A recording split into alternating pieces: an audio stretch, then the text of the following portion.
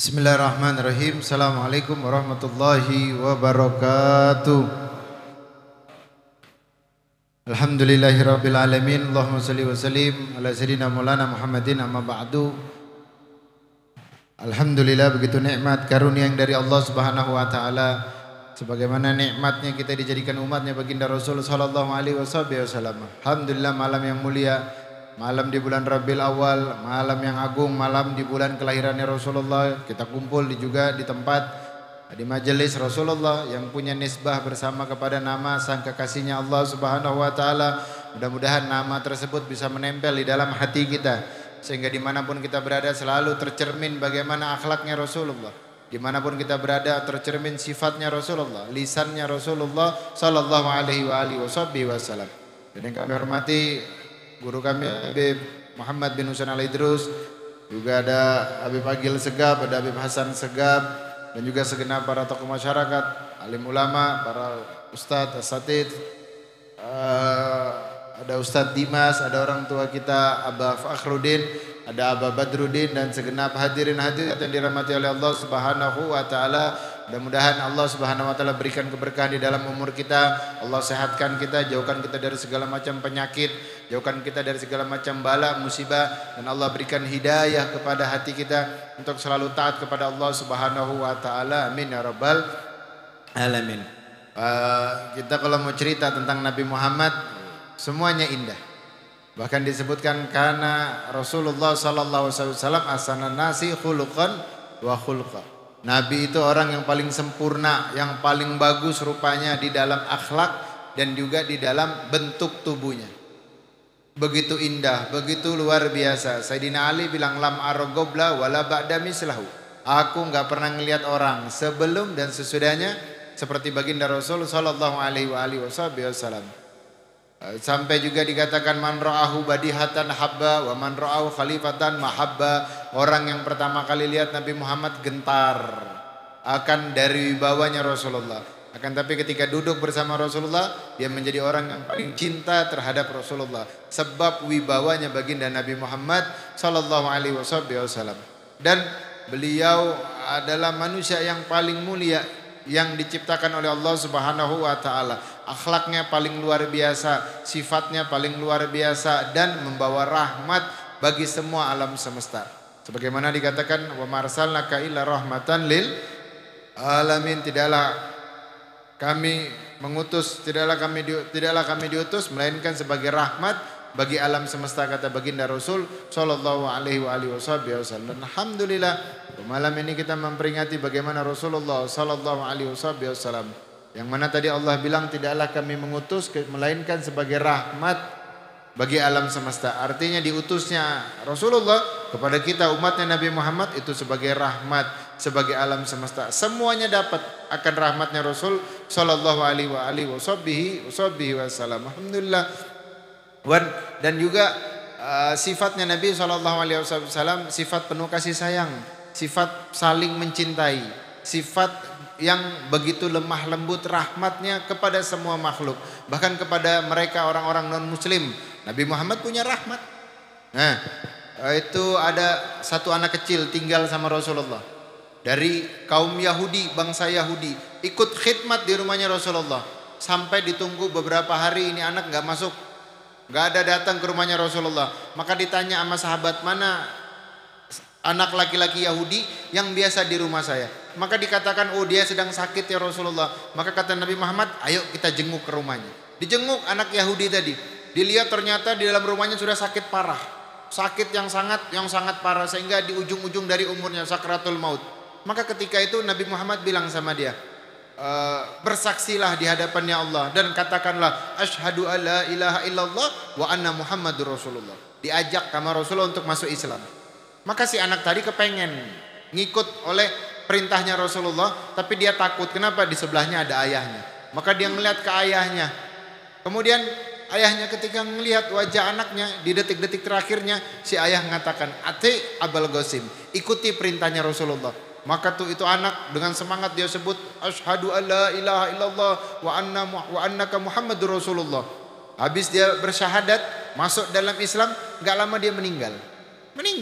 Itu Nabi Muhammad keluar ngangkat tangannya, doa sama Allah, alhamdulillah yang berkatnya Allah memberikan kepada saya untuk memasukkan satu orang ke dalam surganya Allah Subhanahu wa taala. Ini sifatnya Rasul sallallahu alaihi wasallam. Sifatnya Rasulullah bukan tukang mencaci, bukan tukang menghina, bukan tukang melaknat. Ma bu'istu la'ana wa sababa inna ma bu'istu rahmatan lil alamin. Aku enggak diutus sebagai tukang caci maki, sebagai tukang laknat, tapi aku diutus sebagai rahmat bagi alam semesta. Jangan kita menjadi orang yang berlawanan dengan Rasulullah. Jangan memandang rendah seseorang. Jangan merendahkan seseorang. Itu yang membuat kita jauh dengan Nabi Muhammad. Begitu gampangnya kita memandang rendah seseorang. Bagaimana kita dalam mensifati sifatnya seseorang, memandang rendah atau menilai seseorang dengan pandangan rendah, sungguh itu yang membuat kita jauh dari Rasulullah sallallahu alaihi wasallam. Sebab ini majelis diberikan oleh Rasulullah, dibentuk oleh Rasulullah bukan hanya untuk mereka orang-orang yang ahli dalam ibadah, tapi ini majelis dibentuk, dikumpulkan kita ini semuanya. Mereka yang ahli ibadah, ahli dalam maksiat dikumpulkan oleh Rasulullah untuk hadir dalam majelis ini. Majelis ini dibentuk bukan mereka untuk ahli ibadah, tapi ahli maksiat. Ahli maksiat juga berhak untuk hadir dalam majelis seperti ini. Sehingga jangan sampai kita punya putus hubungan kepada Allah Subhanahu wa taala. Itu disebutkan Nabi sallallahu alaihi wasallam. Beliau bilang, ketika lagi sahabat lagi ngumpul, tiba-tiba ditanya, mana ada seorang anak kecil menangis, tidak karu-karuan. Habis jihad dilihat anak kecil menangis, ditanya sama Rasulullah, mana ibunya? Dikatakan sahabat ibunya belum datang, lagi di perjalanan ke sini. Maka ini anak di tenda nangis tidak karu-karuan. Maka ketika lama menunggu dalam tangisan, ketemu dengan ibunya. Maka si anak tadi ngelihat ibunya senang, ibunya pun senang. Sekali dipeluk dengan begitu harunya, sampai orang-orang sahabat itu ngelihat kejadian tadi nangis, sedih. Kenapa? Bentuk kasih sayang orang tua terhadap anaknya tadi. Maka Nabi bertanya kepada para sahabat, "Maya beki, kenapa engkau menangis? Apa yang menyebabkan engkau menangis seperti ini?" Katanya sahabat, "Ya Rasulullah, begitu sayangnya orang tua ini terhadap anaknya, sehingga ketika pulang dia peluk kasih sayang anaknya ini. Ini yang membuat kami menangis, terharu ya Rasulullah." Kata Nabi Muhammad, kira-kira ibu ini mungkin gak memasukkan anaknya ke dalam neraka? Oh jelas, wallah gak akan mungkin. Pasti tidak akan mungkin ibu ini masukkan anak ke dalam neraka. Kira-kira ibu ini bakal gak menyiksa dalam anaknya? Gak akan ya Rasulullah. Kenapa? Kasih sayangnya begitu besar. Kata Nabi Muhammad, ketahuilah, kasih sayangnya Allah kepada engkau lebih besar daripada kasih sayangnya seorang ibu ini terhadap anaknya. Ketika engkau jauh dari Allah, kemudian engkau kembali kepada Allah, kasih sayangnya Allah begitu besar terhadap orang-orang tersebut. Sampai dikatakan, ketika engkau datang mendekat kepada Allah dengan berjalan, Allah datang berlari untuk mendekat kepadamu. Ketika engkau berlari mendekat kepada Allah, Allah lebih cepat daripada larimu, lebih cepat datang kepadamu daripada larinya engkau untuk mendekat kepada Allah Subhanahu wa taala. Maka jangan sampai jauh kita punya hubungan kepada Allah Subhanahu wa taala. Walaupun bagaimanapun keadaan kita, mungkin kita kurang salatnya, mungkin kita kurang dalam solawatnya, mungkin kita kurang dalam hadir majelis taklim, tapi jangan putus hubungan sama Allah. Bisa jadi satu hal yang istiqomah, walaupun kita pernah berbuat di dalam maksiat, akan tapi amal baik tadi istiqomah tersebut itu menjadi hubungan kepada kita kepada Allah Subhanahu wa taala. Jangan sampai satu hal kebaikan yang sedikit kita anggap enteng, akan tapi terus kita amalkan hal-hal yang sedikit tadi itu. Bisa jadi hal seperti itu menjadi sebab hidayah buat kita, menjadi sebab kasih sayangnya Allah Subhanahu wa taala kepada kita. Sebab rahmat kasih sayang diberikan kepada siapa aja.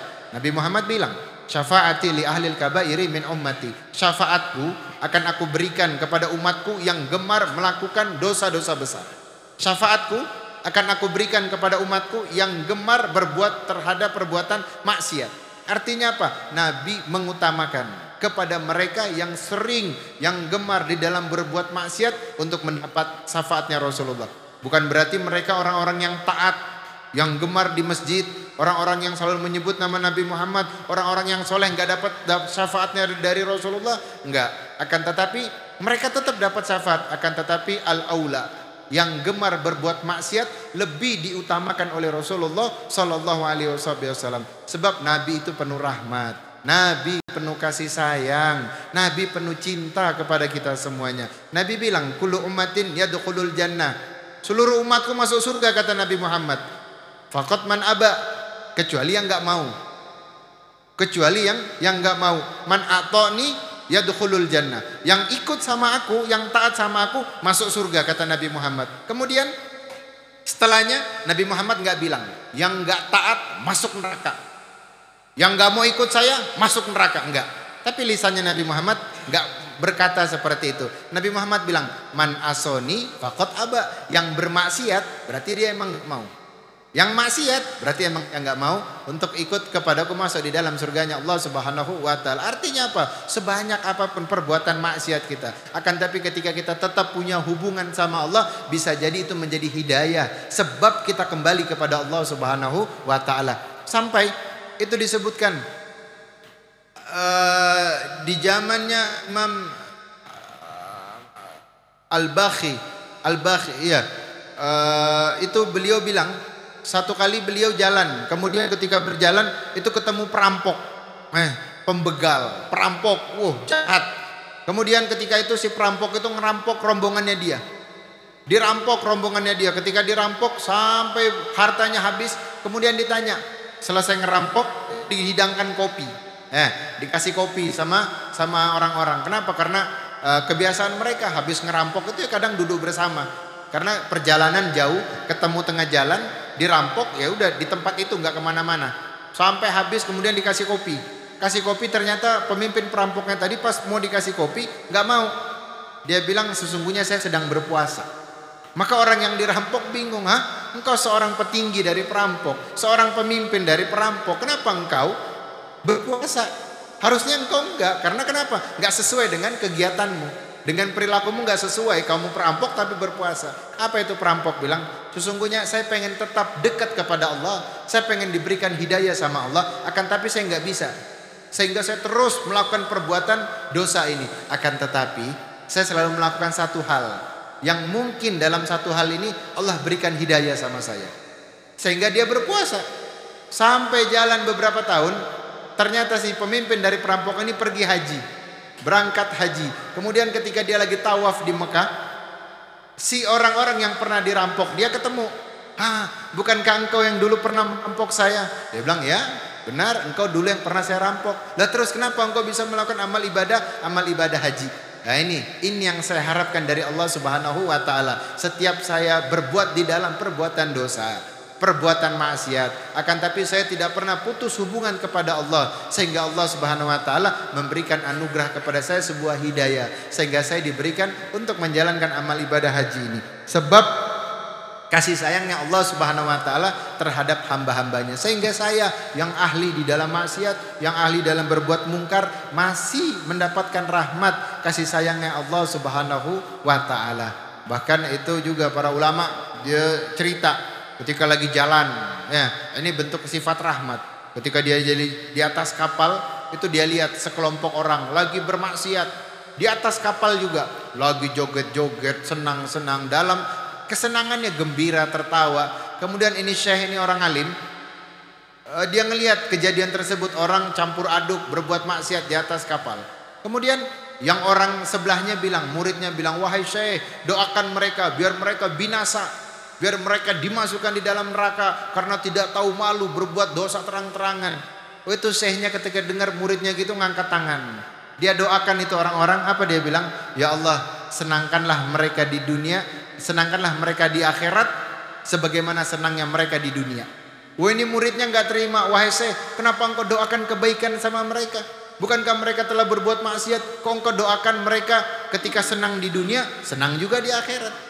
Ya sudah, didiemin sama itu syekh. Dia berharap mudah-mudahan sebab doanya tadi, itu orang-orang tadi yang berbuat maksiat, berbuat mungkar, menjadi bertobat. Ternyata benar, digabulkan doanya oleh Allah. Ini orang-orang yang bermaksiat tadi ngelihat syekh tadi dengan pakaiannya, dengan jubahnya, dengan gamisnya, jadi malu.